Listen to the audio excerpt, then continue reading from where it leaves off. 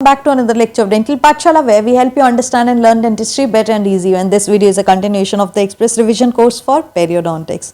And this video we are going to talk about the plaque control. And before we get started, make sure you subscribe to the channel and hit on the bell icon so that you don't miss any of our future videos. And if you're interested in watching more interesting videos, you can watch in the playlist, or if you're confused regarding any part, you can go to the playlist and then watch the videos, and you can check out the link in the description below for the notes of this particular video.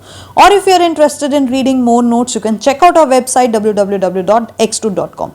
So talking about the today's topic, which is the plaque control. Now plaque control is basically the removal of the plaque. So this is the removal as well as removing the plaque and also prevention of the plaque. Since we know that plaque is the main thing which causes periodontitis, which causes plaque is the main etiology for the periodontal disease. So it is very important that we control the plaque, we remove the plaque, and also we prevent the accumulation of the plaque on the teeth as well as on the adjacent gingival surfaces. So we have two methods to control the plaque. One is the mechanical method. So mechanical method is when we are removing the plaque with the help of some mechanical tools, like it can be a toothbrush, a power toothbrush, like that. And also the other method is the chemical method. Chemical method is by using the chemical agents such as chlorhexidine mouthwash. But none of the methods are self-sufficient on its own except the toothbrushing. So toothbrushing is one of the keystones of the practice of dentistry. Whether or not you are using interdental brushes, whether or not you are using your chemical plaque control, mouthwashes, so anything, whatever you use, toothbrush is mandatory for us to use for the plaque control. So toothbrushing is a very effective method of treating as well as preventing the gingivitis. Therefore, it plays a very important role, a critical part of all the procedure involved in the prevention of the periodontal disease. So it is the keystone of the practice in the dentistry. So guys, coming to the toothbrushing, this is a typical toothbrush, and there are certain parts to the toothbrush, such as this is the head of the toothbrush. Then we have the head of the toothbrush. So guys, head of the toothbrush, and previously the neem chewing sticks were used as a toothbrush in India. Then comes the nylon toothbrushes. Now this is the shank of the toothbrush. And why don't we use the chewing sticks, or previously there was other ways of toothbrushing? So there was this natural ways wherein they used to take the animal hair, and because of the fraying of the animal hair, we started using the nylon toothbrushes, which was first discovered in the China. So talking about the parts, we have got the head, shank and the handle of the toothbrush. So these are the main components of a toothbrush. And if you look at the toothbrush, guys, then these are the brushing surfaces, or we can say the brushing plane. And if you have a look at the brushing plane, so according to ADA, American Dental Association, a typical toothbrush or ideal toothbrush has got certain characteristics. What are these characteristics? So toothbrush design should be such that the length of the handle, it should be 1 to 1.25 inches. So let's write here, because these are very important topics which we should remember it all the time, guys. So ADA specification number, according to ADA specification, the length, it should be 1 to 1.25 inches. And guys, the width of the brushing surface. So we are talking about the brushing surface, right? So this brushing surface, this is the brushing surface. So width of the brushing surface is 5 parts out of 16. So 5:16 to 6:16.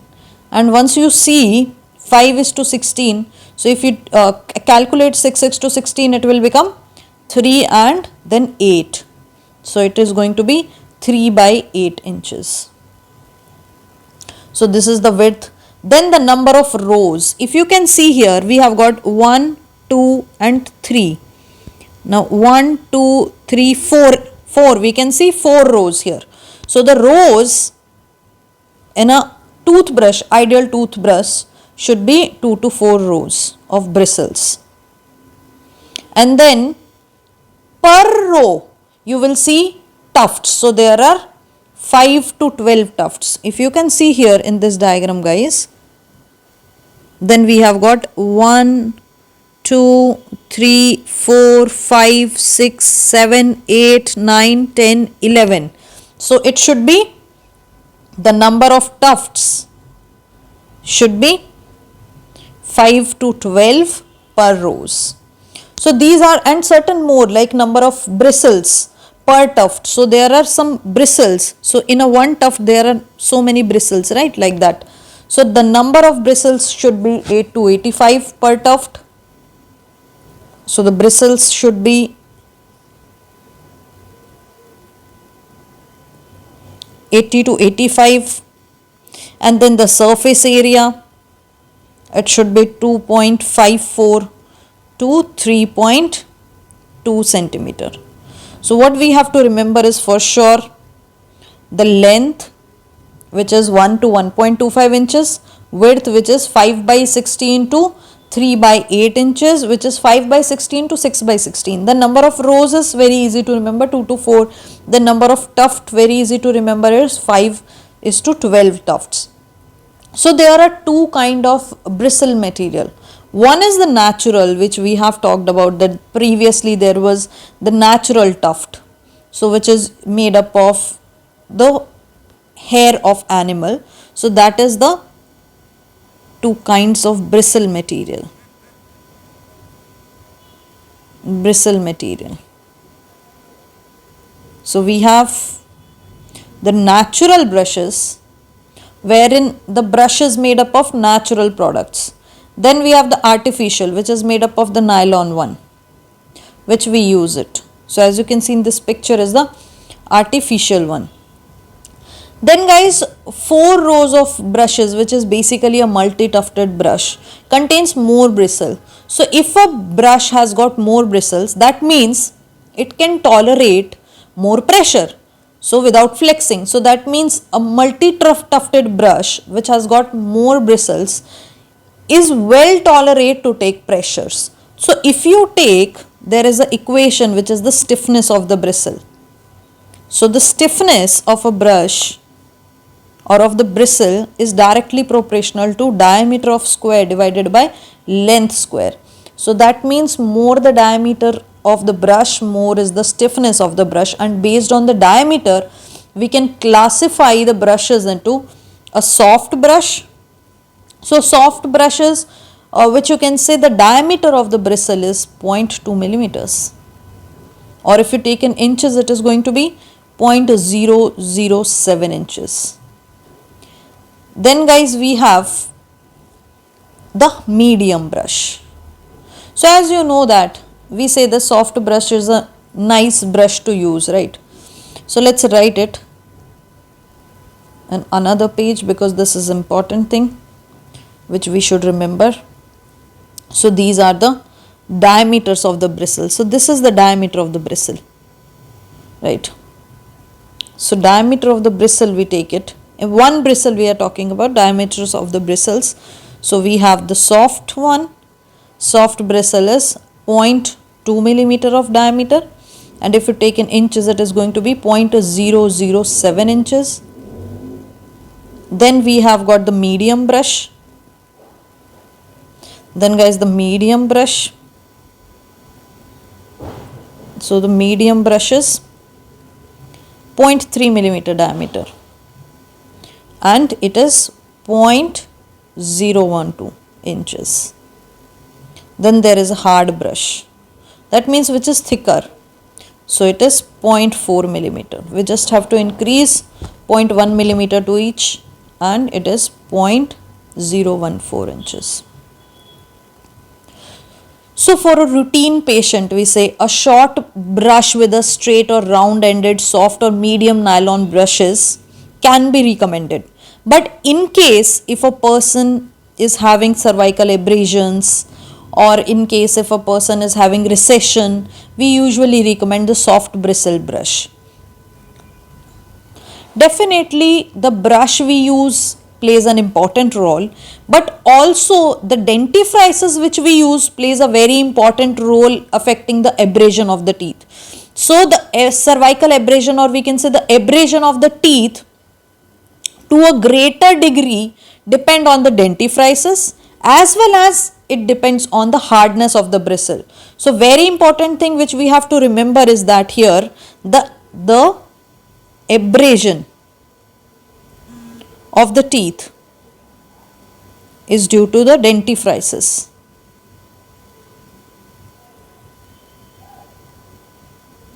Also the type of the brush plays an important role. So if it is a hard brush, definitely it is going to do the abrasion of the teeth, abrade the teeth. So also the dentifrices which we use, because of the abrasive nature of the dentifrices, so we should change the brush every 3 to 4 months according to EDA. Now guys, talking about the power toothbrush, which was invented in 1939. And earlier this power toothbrush, basically this power toothbrush has got, it runs on the power, it runs on the battery. So before, the power toothbrush used to have a circular or elliptical motion. Nowadays the power toothbrush has got oscillating or rotatory motions. Oscillating or rotatory motions.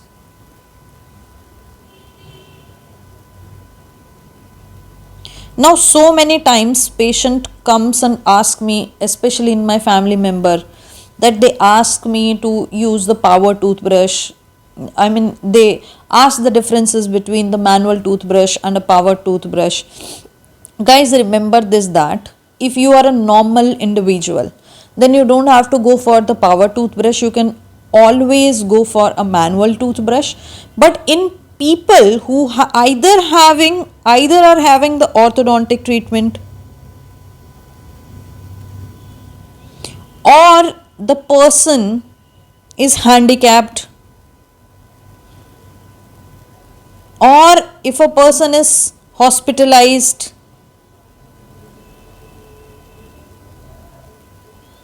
or in case of very small children, we can use the power toothbrush.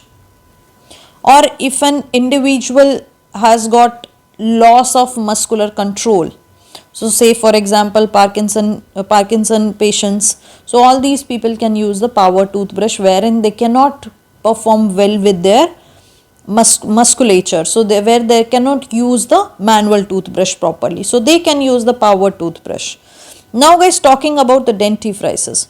So dentifrices are used for cleaning and polishing the tooth surface.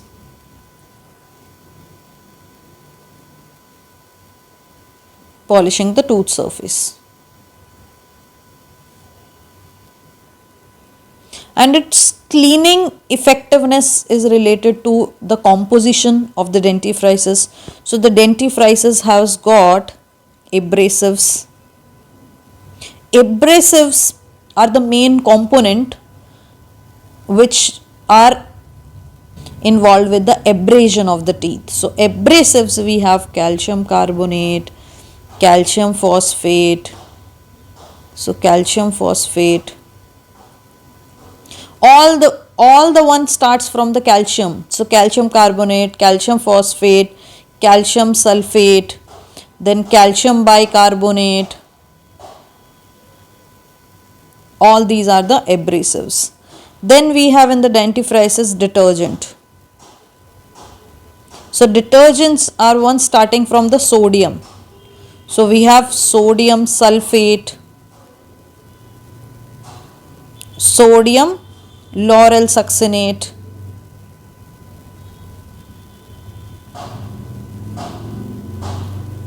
then guys, there are thickening agents which thickens the dentifrices.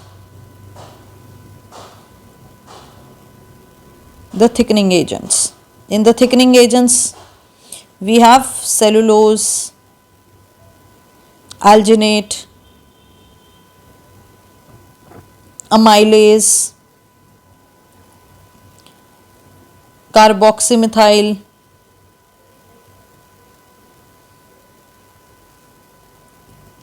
then guys we have humectant. In the humectant we have glycerine and sorbitol. Also coloring and flavoring agents. So flavoring agent are very important, because then a person can happily brush the teeth, or especially in a child if we talk about, can happily nicely brush the teeth. Then guys we have, very important for exam viewpoint, the calculus controlling toothpaste. And these calculus control toothpaste has got pyrophosphates. And these pyrophosphates, they remove the supragingival calculus. So they reduces the formation of new supragingival calculus. They hardly affect the subgingival calculus though, but they have got supragingival calculus. And also we have got the fluoride content for the caries removal. So it is 1000 to 1100 ppm. So this is the composition of the dentifrices. In that we have the abrasives, calcium, all the components of calcium you can remember. So these abrasives in the toothpaste, they are related to, they are involved with the abrasion of the teeth. And dentine is more abraded than the enamel. So dentine is 25 times, dentine abrades 25 times faster than the enamel, and cementum even more than that, 35 times than the enamel. So these are the components or the composition of the dentifrices. Now talking about the brushing techniques. So we have got certain brushing technique. How do we brush the teeth? Especially this is very important to motivate an individual. So first one is the roll technique. In the roll technique we have the Stillman's technique. We'll be talking about all these techniques. Then guys there is a vibratory, wherein we do the vibratory motion. So vibration movement of the toothpaste. In the vibratory we have the Stillman technique, Charter's technique, then the Bass technique. Then guys the circular way of brushing, that means take a brush, move it in a circular fashion. So this is the Fones technique, Fones circular technique. Then there is a vertical technique in which you move the brush vertically, just up and down. So that is a Leonard technique. Then there is a horizontal technique in which take a brush, just move it in a horizontal way, horizontal fashion. So that is a scrub technique, just scrubbing the teeth. This is the worst technique. Then the circular technique, in which we go into the sulcus, take the bristles into the sulcus. So that is the circular technique. So circular technique is basically also known as the target hygiene.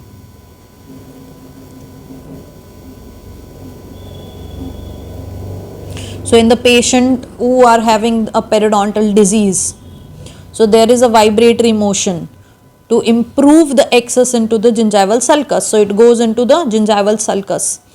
So allows the removal of the plaque until the dento-gingival junction. So this is known as the target hygiene technique. Now talking about one by one each of the technique, will not be talking about in detail.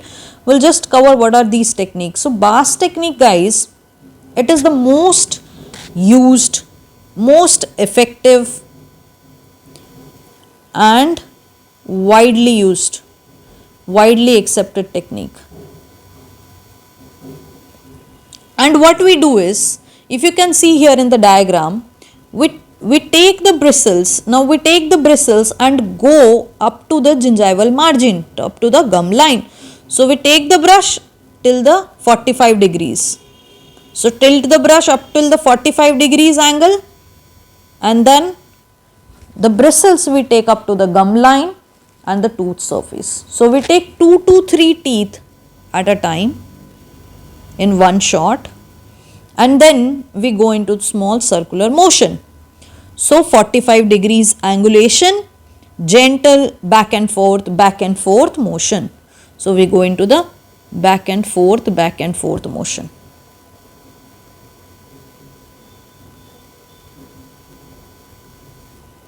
and then brush is tilted vertically and we take inside the lingual surfaces of the teeth. Then on the occlusal surfaces, we go above the occlusal surfaces, that is on the tips. So we go here on the occlusal surfaces like that. So on the pits of the occlusal surfaces. So this is about the bars technique.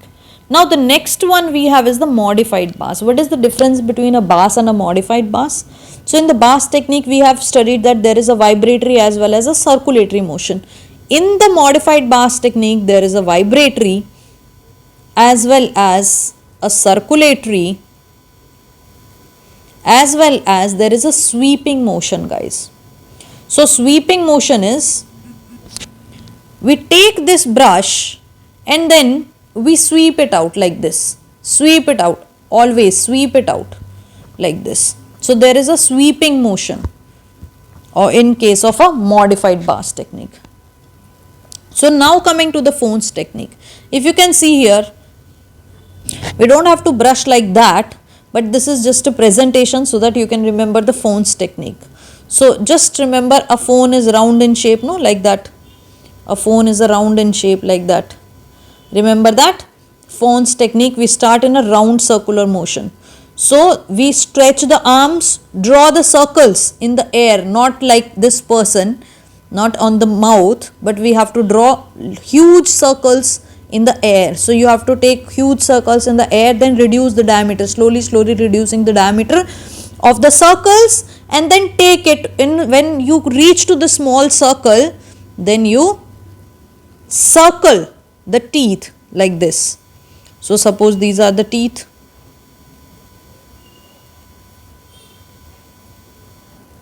So in that, this is, suppose this is a brush.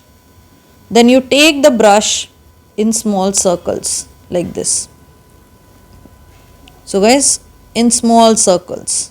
So this is the Fones technique. Then this Fones technique is usually used in the young children, handicapped,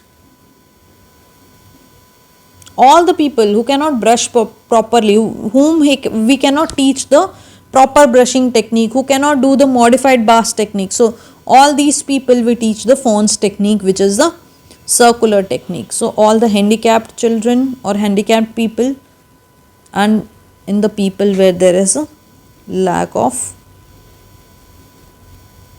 dexterity. That means who cannot brush properly on their own. Next one, guys, is the modified Stillman. Now what is the difference between a Stillman and modified Stillman? First of all, remember that in the Stillman, so where do we use this technique? So remember that first of all we'll cover where do we use this technique. Stillman technique we use in case of gingival recession, guys. This is very important for us to remember. So gingival recession, I'm gonna, in the end of these techniques, I'm gonna tell you how to remember all these techniques with their indication. So in case of gingival recession, in case of root exposure,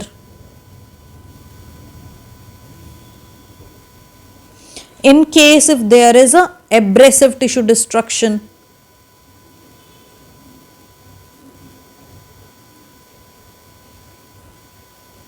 and most importantly we use the soft bristle brush for this technique.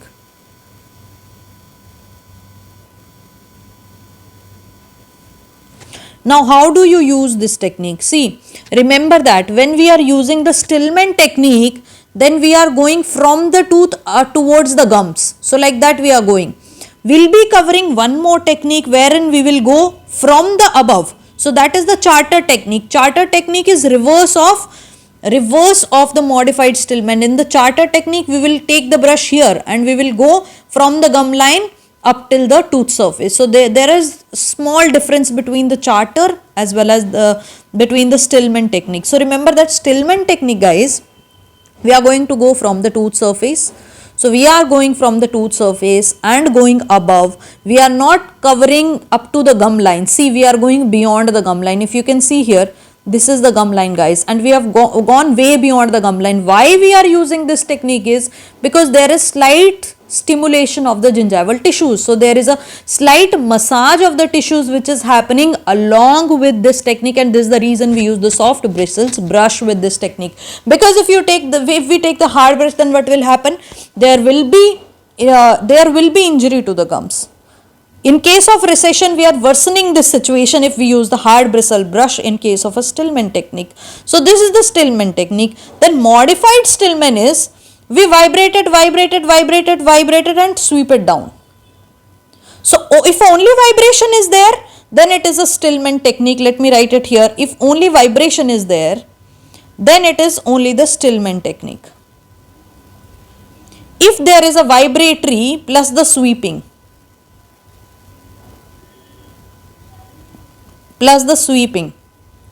then we call it the modified modified Stillman, and Bass is same as that. Modified, if you remember the modified Bass, there is a sweeping motion which is added, and the same goes for the Stillman also. So modified Stillman, there is a sweeping motion which is added in this technique. So this is the reason that it is used for abrasive destructive tissues, for root exposure, for recessions, because there is a slight stimulation of the gingival tissues, there is a massage of the gingival tissues. So this is the modified Stillman technique. Now coming to Leonard vertical method.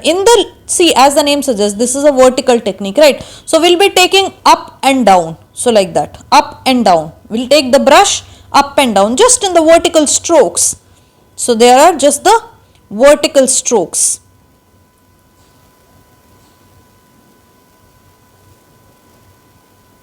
And maxillary and mandibular teeth are brushed separately, not together. So bristles are placed at perpendicular 90 degree to the facial surfaces and moved up and down in the vertical direction.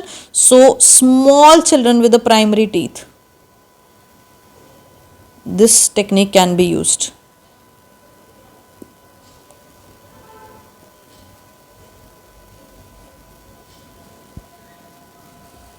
Now coming to the last technique, which is the charter technique. Now if you remember the Stillman is going from the teeth up to the gingival level, and charter is opposite. So we are going from the gums up to the tooth surface. So bristles are placed at 45 degrees to the gingival margins, and they are directed towards the teeth surface. They are directed coronally, and there are mild vibratory strokes. So we give the mild vibrations.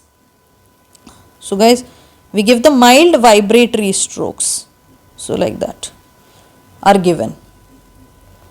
So where do we use this charter technique? We use it in case of orthodontic patients, orthodontic treatment, in case if a patient has undergone the periodontal surgery, or in case there are open spaces, like there is a missing papilla or large interdental spaces. So all these cases we use this charter technique, and also guys, in case of our prosto FPDs, we use the charter technique. So these are the techniques. Now let's summarize all these techniques. So which is the most commonly used method which causes the tooth abrasion? So which causes the tooth abrasion? This is the scrub technique. And guys, remember, this scrub technique is the worst technique.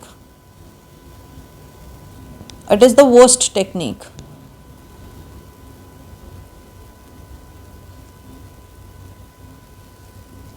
Now, most commonly recommended method,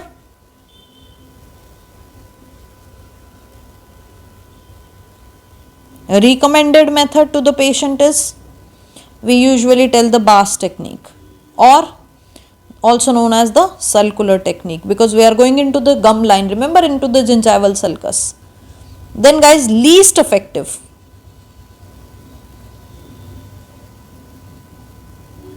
method is the rolls method. So taking the brush and rolling it. And most commonly recommended in the children,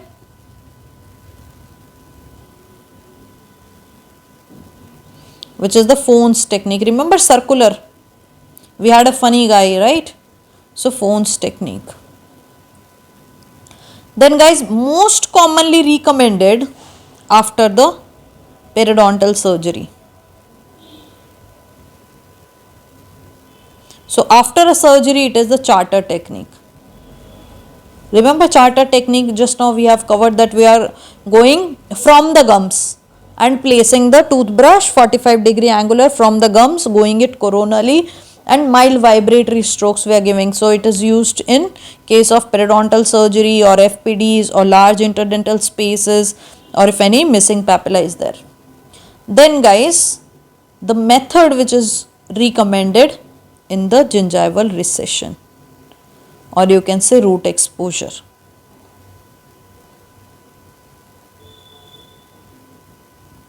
Which is our modified Stillman. Modified Stillman technique. Now how can we remember this? Recession, you can remember it guys. Recession, we want to stop the recession. So still, we want the recession to still. We do not want more recession. So that is, you can remember the recession, that is still. Then after periodontal surgery, you show the patient, you show some charts, and you show that how you should brush. You after surgical maintenance, you show, like you can remember the chart. So you show after the surgery, the post surgical instruction, you show it in a chart, so you can remember it like that. Children, you can remember it, what happens when sometimes a phone rings. So the first one to pick up is, if you have children in the house, they pick up the call, right? Always. So this is the Fones technique you can remember from the children. And most common recommended, we always know that it is the Bass technique, which is the most commonly recommended. And the worst is the scrub. So guys, next we have are the interdental cleaning aids. So what are the aids which we use for interdental cleaning? Now they are used along with the toothbrush, definitely. And they cannot be used alone for plaque removal. They should be used adjunct to the toothbrushes. So in interdental cleaning aids, we have floss, dental floss. We'll be talking about floss. So there are many variations of the floss. It can be twisted, non-twisted, bonded, non-bonded, thick or thin, waxed, non-waxed. So like that. Waxed floss we usually use for tight contacts. Then guys, wooden tips. That also will be covering. I'll just show you how the wooden tips looks like. So these are the periodontal stimulators. So these are the stimulants. So in that we have the Stimudent. So 1 second, Stimudent.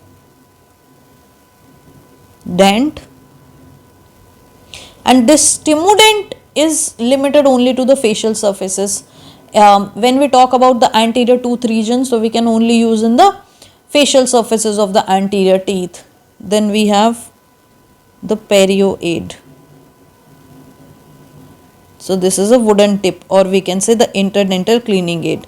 So it can be asked in the MCQ as well, what is a perio aid? So you have to remember that it is a interdental cleaning aid. Then guys, we have the interdental brushes.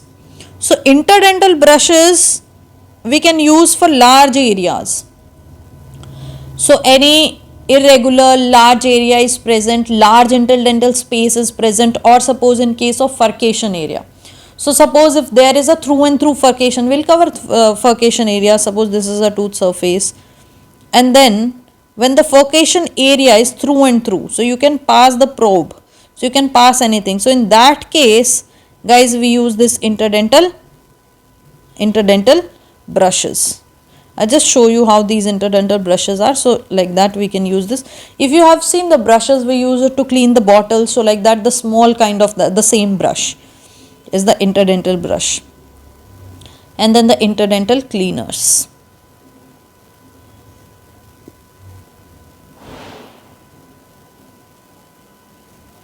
So guys, how do we know which type of the interdental cleaning aid we should use in what kind of situation? So suppose if the type of gingival embrasure is type 1, That means there are intact interdental papilla. As you can see here, the interdental papilla is pretty much intact. That means it is normal. There is no recession. Intact means it is in tight contact. It is in touch. So if we say that there is no recession, so in case we can use the dental floss.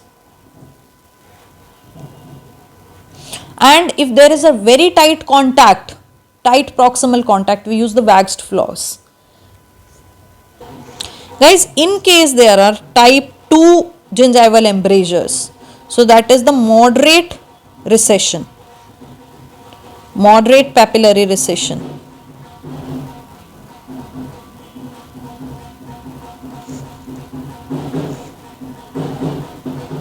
Papillary recession.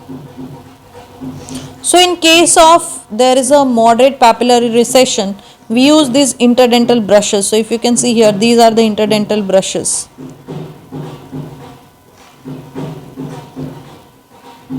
Or you can also use the wooden sticks or the small interdental brushes. For type 3 gingival embrasure, where there is a complete loss of papilla,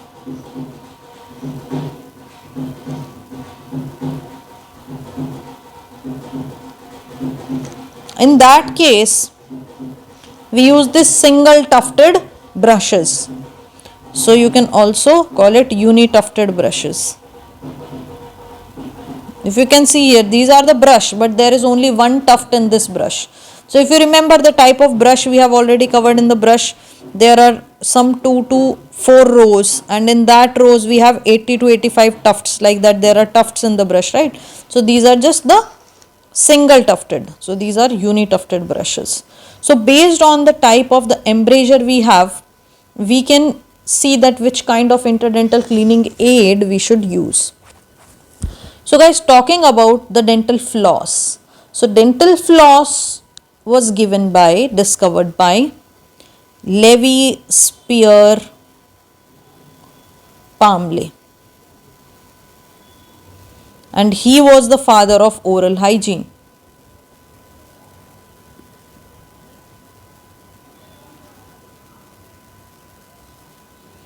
So there are many kind of dental floss. There is twisted, non-twisted. So twisted, non-twisted. Then there is bonded, non-bonded.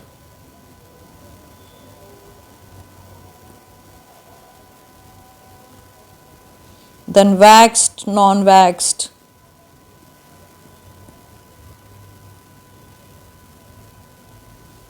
Then thick or thin.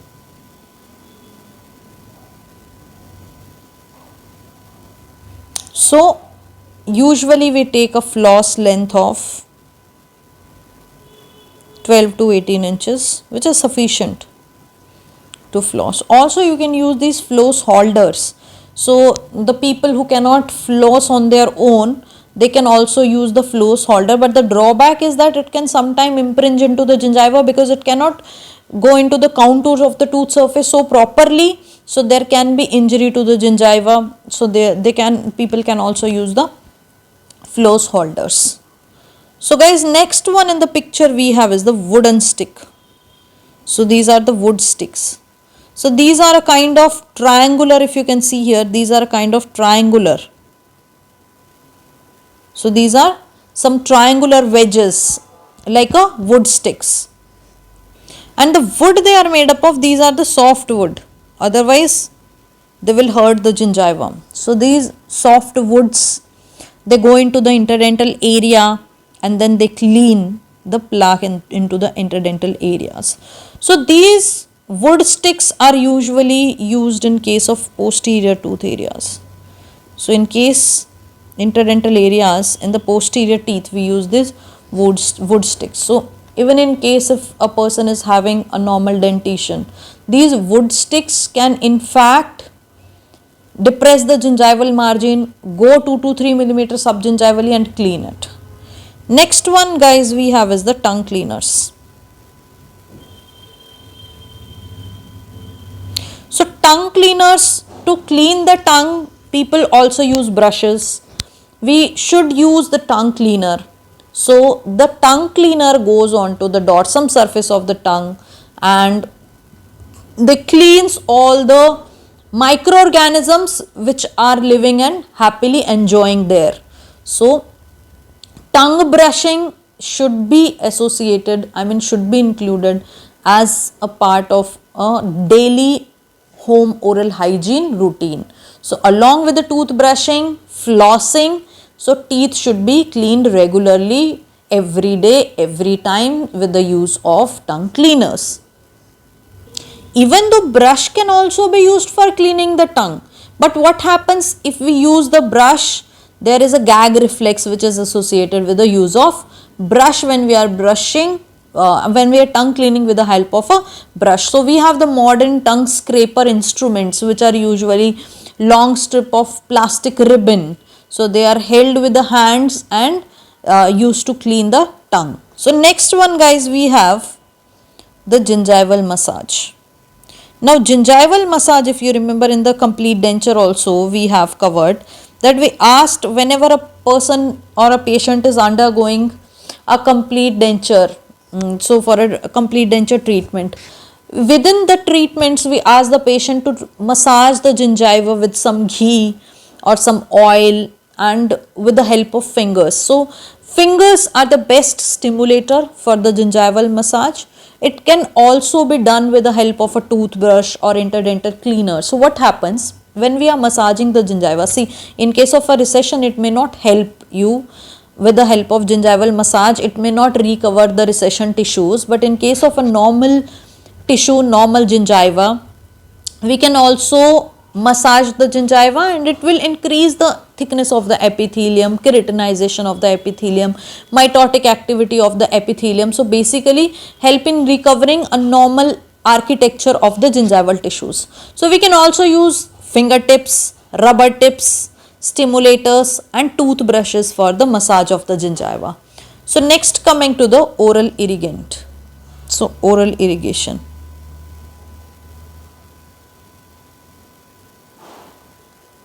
So guys, what happens if a person is undergone orthodontic therapy? If there is a fixed prosthesis, if there is a orthodontic treatment going on.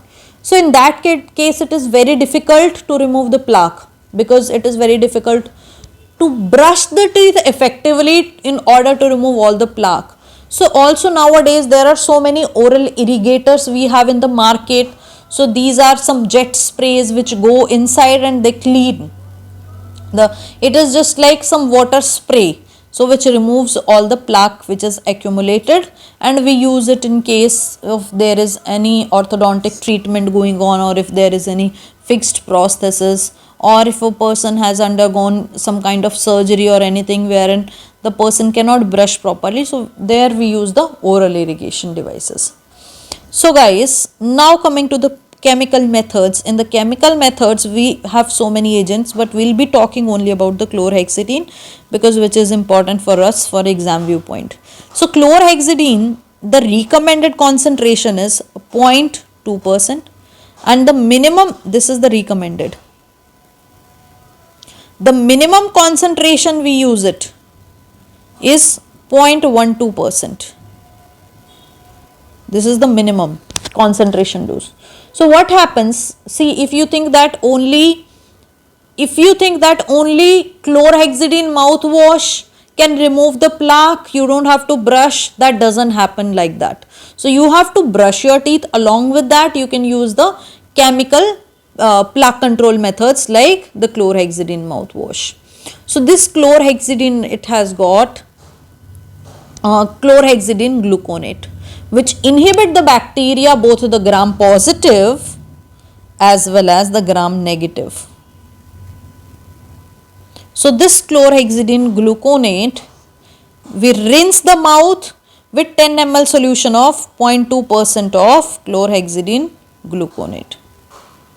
So we make the aqueous solution and we rinse our mouth. So this helps in the plaque control, but again you have to use the mechanical plaque control. Along with that, you can use the chemical plaque control method. So this bisbiguanide hexane, which is there in the chlorhexidine, it has got antiseptic properties. There are again so many disadvantages, or you can say there are side effects to the chlorhexidine mouthwash, but these are not the permanent side effects, these are just the temporary side effects. For example, it stains the tooth, so there is a brown staining which is seen with the long term use of the chlorhexidine mouthwash. Also, if you have any time use the chlorhexidine mouthwash, there is very bad aftertaste of the chlorhexidine mouthwash, so there is an altered taste sensation which we observe, especially on the tongue. And also, if you see that the resins, the temporary restoration, if any there, or if silicate restoration is there, they get stained after the use of long term use of the chlorhexidine. And chlorhexidine, guys, this was the side effect, and chlorhexidine mouthwash is recommended after the periodontal surgery. So if you are a periodontist, then you recommend after a periodontal surgery up till 1 to 4 weeks.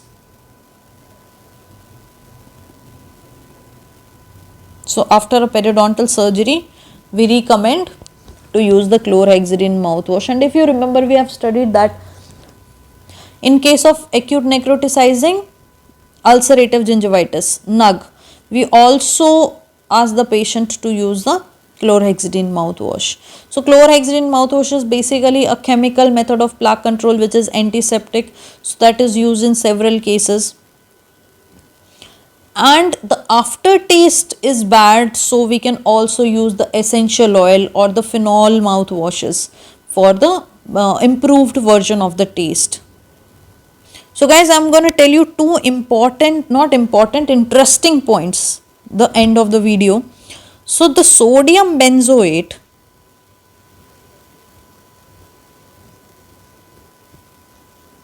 if it is used before the brushing, so it can increase the effectiveness of the brushing.